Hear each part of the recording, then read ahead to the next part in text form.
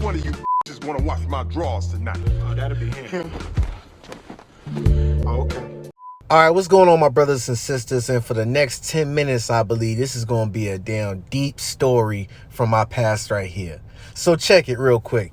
I had a homeboy whose brother was locked up most of my childhood life. I say around the age of 12 years old. And, you know, he been locked up from 12 to me becoming 16. You know what I'm saying? So pretty much when he been locked up when I was 12. Oh, yeah, I forgot to tell you what caused him to get locked up.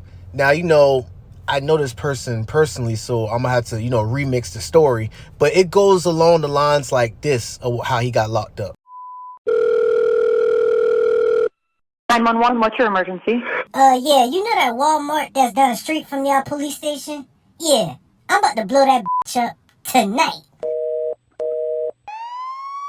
Yeah, that goes along the lines of pretty much how his goofy ass got locked up in the first place. Okay, we got that established now. Okay, so by the time I had got 16, me and my homeboy, I remember him saying around that time that his brother's going to be released from prison. So in my head, my imagination being a teen, I'm thinking this dude going to come from prison on some straight Terry Crews, like, ripped on some stay down, lay down type. You feel me? But I be damned. When his brother came from prison, he had touched down at his house. This dude was the complete opposite. I'm talking about built like a damn, that Frozone character off of The Incredibles. Yeah, he was damn built like that. I mean, like slim with a little bit of gut. So I'm like, what the hell was you doing there? But his demeanor was different. Now, when I think about it as I get older, I think he was putting on the front.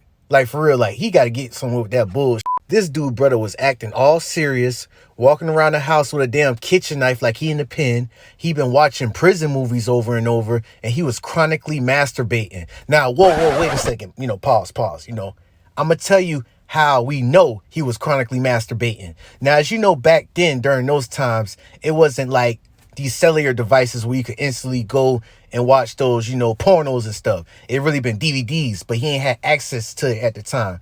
But, they had this other thing where you call this hotline and you do this dirty talk or whatever. So it was the house phone at my homeboy house.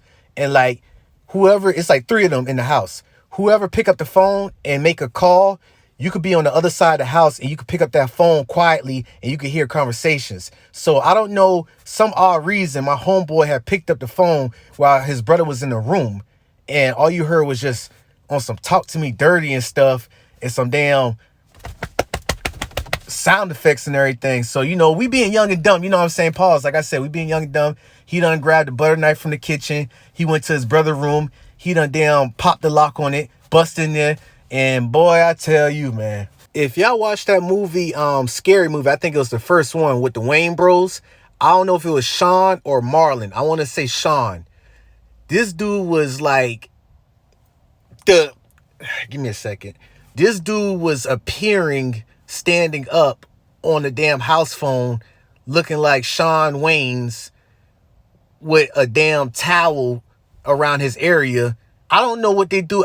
I'm young. I'm 16. I'm like, this is what they do in the pen right here? Bro, having dirty sex talk on the phone of a girl that he never met in his life, making love to a towel. What the hell going on here? See, that's the institutionalized type of that they don't tell you about. This dude, brother, was half fraud, half real. Half fraud, acting like he's saying some program stuff. Program, I'm assuming that's like you working out in prison constantly. He keeps saying program and then bust down and do some push-ups. Can't even get past 12. So I think he did that to impress us or something. But I really think he was getting his ass whooping that pen. And I honestly think something else happens, but I ain't gonna speak on it. But half real because, making love to a towel and, the little shank thing and all that. All that action right there. But another thing that had made me be like, bro, this dude is institutionalized.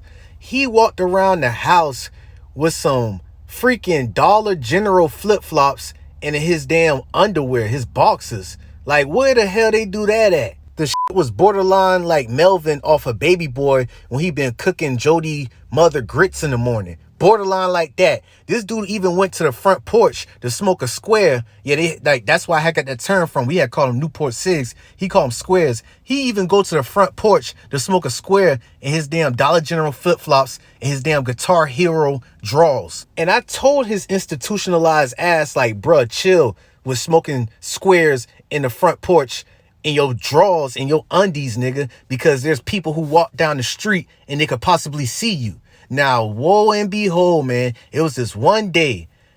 I'ma damn remix their names. Matter of fact, bump it, I'ma tell them.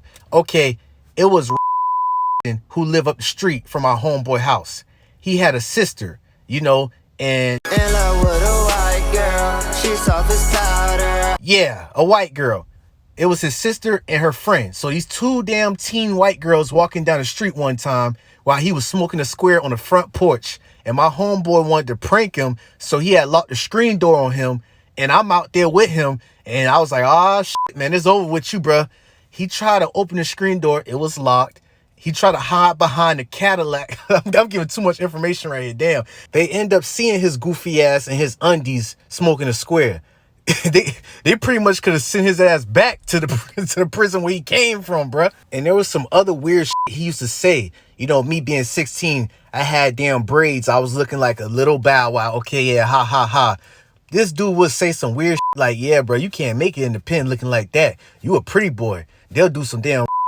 So I'm like, what the hell is this coming from, bruh? Bruh, this dude was a random shank carrier, chronic masturbator, smoking squares in his Guitar Hero Dollar General flip-flops, institutionalized lame. I'm borderline pissed because I think people who go to prison, not jail, not county jail, I'm talking about the penitentiary like Red Hawk and all them, will come back on some Terry Crews, I'm G'd up, whatever you want to call it, gangster. Nah, this dude was the first to be the opposite of that. And I started to think to myself, damn, all those times he been calling my homeboy mom asking for money, I'm thinking them boys in that pen been whooping his ass and taking his stove.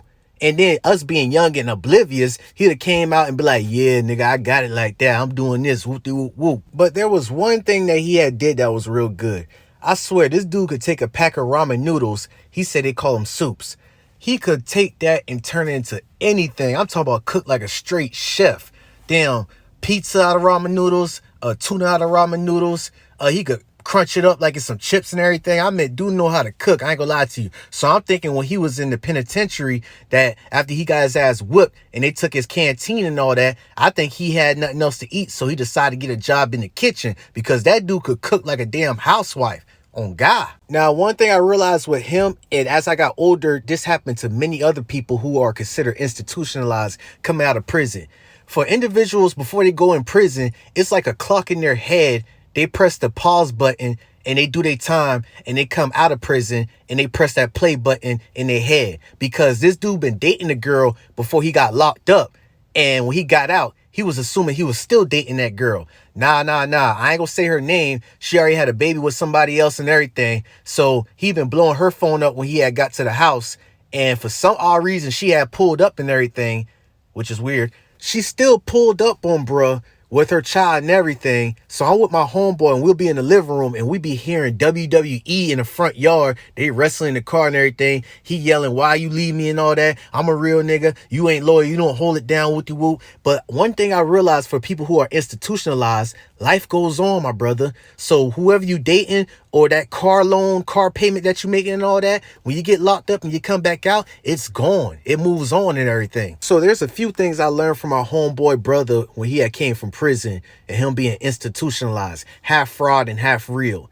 One is that life goes on and all the stuff that you have could just vanish when you get back out. You start from scratch. You like behind on life, very behind on life. Or two, you could be like the other people who get locked up, which I don't condone this at all. There's some individuals who are locked up and they still manifest. They actually prosper way better than somebody who's outside in the real world. That's very rare. I do not condone nobody to get locked up, to go to the penitentiary, because there's one thing when you go to the penitentiary is you could go in there and you could never come back. And I'm not talking about no life sentence. It could be a life sentence for you to do something in there. I'm talking about death. You could get killed up in there. Okay. And I say that because most of y'all favorite rappers, NBA Youngboy, even Kodak, they don't want to do no time behind that wall. I'm telling you, especially your favorite rapper who's a celebrity, because they're already rich privilege, you know, waking up, smoking blunts, smashing all the IG girls, talking shit on camera and all that. But when they go behind that wall, it's very different. Now, shouts out to my brother James Wright III, because he's behind that wall as we speak, and he's from where I'm from. And he writing books. This dude got an LLC. He making business moves and all that behind that wall. He's a very rare breed, and I'm about to interview him. I'm about to bring him up on this platform, and he's going to give his insight on life. This dude made me look at myself in the real world and motivate me to do more things in life. You get what I'm saying? Not like my homeboy brother who just, live and exist and all that. He actually taken advantage of his time, because time is everything. Now, I get it. It was like a funny story that I told you in the beginning and all that. But this right here is something serious right here. Don't go behind that wall. Don't be institutionalized. I don't know how media is making that cool, but it ain't cool, bruh. Because it's quick and easy to get in trouble, but it's very hard to get out of it. I know that sounds cliche, because many of your parents probably told you that, or somebody that you look up to tell you that. But as for me telling you, hopefully it sticks in your head. It's so easy. Technology is becoming advanced too, bruh. You'd commit any crime, they got you on 4K. Not no 240p or that 3 seconds I'm going to take a picture of you every time camera. No, they could get you in a 360 4K ultra high definition resolution camera when you do stuff. And most of y'all don't know that when you go and you commit these crimes, you got your cellular device, which is pretty much a GPS location, or they could pinpoint you to where you at and where you commit that crime. Now, again, I'm not trying to sound like a broken record. This media and this drill music is making committing crimes and going to prison like it's cool, and it's the complete opposite. I'm pretty sure that y'all heard many stories of individuals who was a Billy the Badass, and they went behind that wall and they like, yo, this ain't cool. This ain't where it's at. And another thing that's hypocritical to the fans and even to the celebrity rappers is you be balling, you be wilding out, doing all these types of crimes and everything. As soon as you get locked up, or somebody that get locked up, man, free that bro, man. Jail for the birds, man, all that. What are you talking about? I'm not going to digress too much. Y'all know what point I'm trying to make. But until next time, y'all, peace. I definitely got more content coming. I appreciate y'all for supporting. Please hit that like button. Please do that value for value. You know what I'm saying? If y'all feel like donating, I really appreciate that. I got more content coming. Till next time, y'all. Peace.